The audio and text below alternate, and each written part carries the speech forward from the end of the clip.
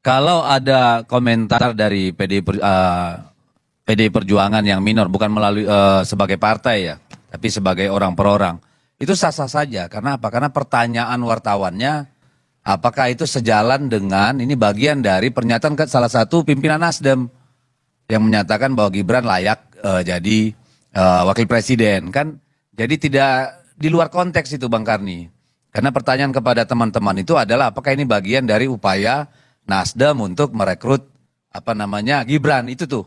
Jadi supaya kita ngerti. Karena termasuk saya juga ditanya oleh Kompas. Dan saya bilang kalau memang ke sana ada urusannya dengan capres mencapres itu tidak etis. Gitu loh. Tapi kan setahu kita tidak seperti itu. Gak ada, Mas. Loh, ya, makanya kan saya bilang, Mas, setahu kita tidak. Tapi kalau ditanya wartawan, apakah itu ada kaitannya? Kalau itu ada kaitannya itu tidak etis. Sangat tidak etis, gitu loh. Jadi bukan kita yang menyerang karena ada pertemuan, enggak. Karena kita tahu persis bahwa kedatangan Gibran bertemu dengan Ganjar di hotel, dengan Anies di hotel itu adalah dalam kaitan haul, kan habis itu ketemu Ganjar. Jadi saya lebih ingat Ganjar daripada Anies. Ya toh? Dan itu jadi kan aspek soal tuduhan mau ngajak Gibran untuk capres nggak ada. Ya, Mas, kan makanya saya jelaskan kenapa ada komentar dari PDI Perjuangan itu karena pertanyaan-pertanyaan wartawan terkait pernyataan petinggi Nasdem yang menyatakan itu Gibran layak jadi wakil presiden. Apakah itu bagian dari itu? Kan itu pertanyaan ke kita loh, Mas. Ya, bukan respon terhadap pertemuan itu. Tetapi respon terhadap pertanyaan yang diajukan terkait pernyataan Pak Ali siapa yang namanya saya lupa. Ya. Ahmad Ali gitu loh. Jadi bukan karena ada pertemuan lalu kita menyerang nggak suka, enggak. Itu karena kita ditanya. Makanya saya pun kepada Kompas menyatakan kalau memang itu adalah manuver dalam konteks capres-capresan, ya itu manuver politik yang tidak etis. Jadi biar clear dulu kita. Nah, tadi kan saya sudah sampaikan bahwa kedatangan Gibran menemui Anies di hotel tempat dia menginap itu karena memang diundang dan kemudian bareng sama-sama ke haulnya Habib Ali bin Muhammad Al-Habsyi kalau saya nggak salah. Habis itu bareng-barengan. Dan apa yang didiskusikan di situ yang kita dengar soal soal pemerintahan lah, gubernur dan wali kota itu aja yang setahu saya. Nah, pertanyaan berikutnya apa nih, Bang Karni?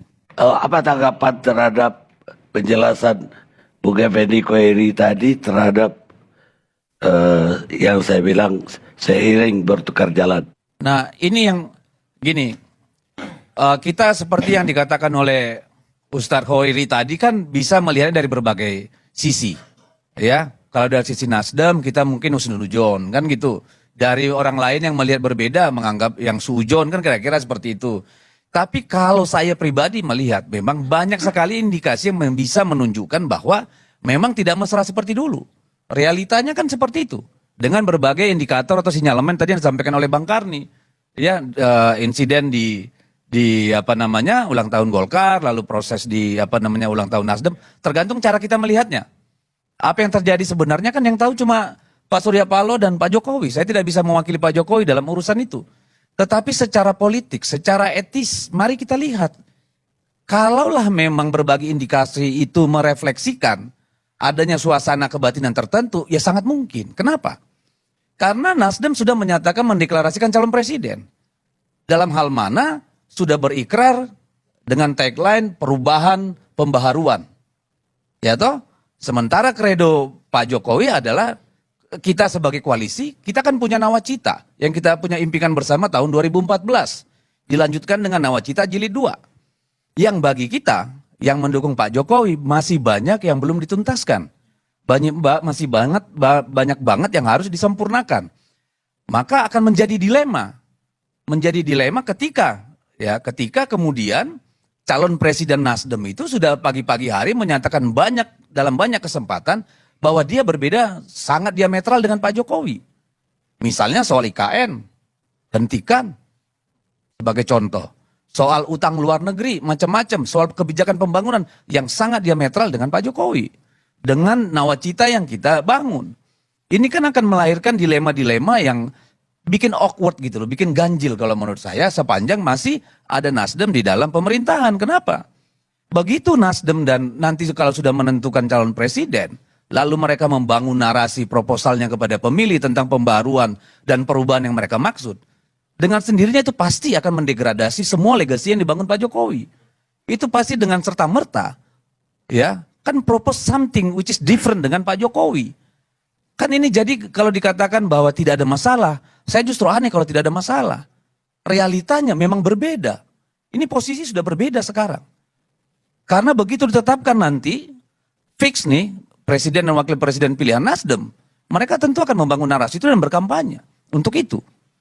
Nah, saya melihat di sini Pak Jokowi sebagai seorang pemimpin yang punya visi yang dia percayai gitu. Dan dia melihat bahwa Nasdem sebagai teman seiring sejalan, sejak awal kemudian punya potensi untuk tidak melanjutkan visi yang dia bayangkan tentang Indonesia. Dan pada titik itu sangat wajar ketika ada kecanggungan, ketika bertemu. Atau kepercayaan di antara Pak Surya Paloh dengan Pak Jokowi bahwa memang mereka masih dalam satu perahu. Karena sangat tidak mungkin. Ya, pasti akan sangat berbeda.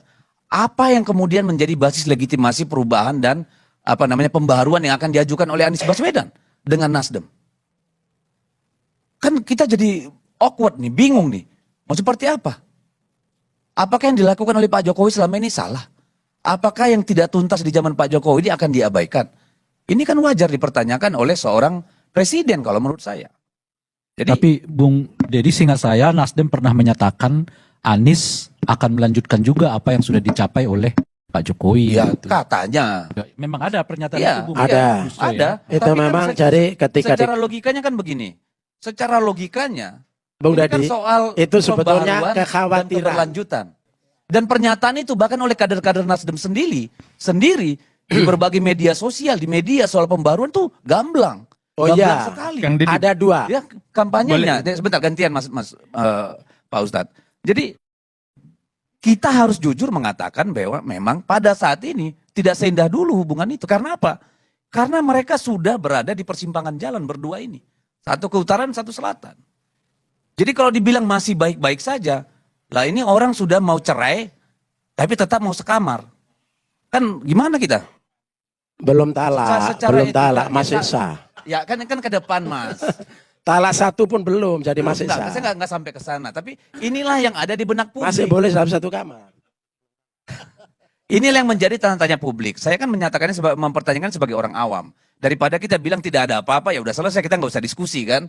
Inilah yang ada di benak publik saat ini. Dan kalau kita mau menyatakan pada hari ini hubungan Pak Surya Paloh dengan Pak Jokowi tidak dalam kondisi baik-baik saja.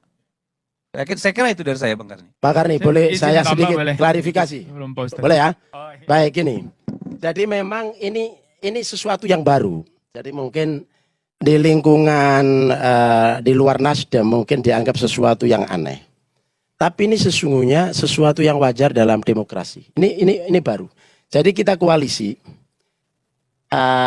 kontraknya sampai 2004. Kita sama-sama dari 2019 sampai 2004. Kita punya kabinet. Kabinet ini tidak kita ganggu-ganggu untuk mengerjakan aktivitas partai. Partai bergerak.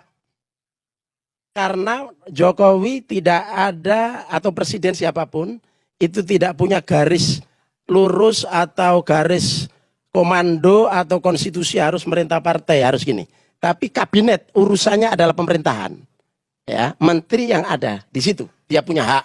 Nah, Nasdem memikirkan nasibnya masa depan dan partai-partai lain tentu saja punya hak yang sama, punya kedaulatan untuk entah bermanuver, entah melakukan langkah politik, entah mencanangkan apa. Nah, itu tuh kedaulatan setiap partai. Saya kira ini kan logis, ini bisa diterima, jangan dikaburkan. Ini berbeda ini, itu satu. Yang kedua, dalam konteks pemerintahan ini jalan terus. Kita tahu mana kelemahan pemerintahan Jokowi, mana kelebihannya, kita tahu. Kita tahu. Nah, karena kita tahu maka ke depan kita kemudian menggunakan dua cara berpikir sebagai kerangka berpikir. Di satu sisi kita melanjutkan yang baik-baik, maka ada sustainable, ada continuity pemerintahan. Dan itu komitmen kita. Nah, tapi di sisi lain tentu saja bukan sekedar kita mempertahankan, nilai-nilai lama yang baik, tapi juga harus mengadopsi nilai-nilai baru yang lebih baik, yang dibutuhkan atau yang relevan untuk perkembangan. Inilah yang kemudian kita sebut gerakan perubahan. Jadi gerakan perubahan itu bukan revolusi, tapi ini kalau konsep Nasdem adalah restorasi.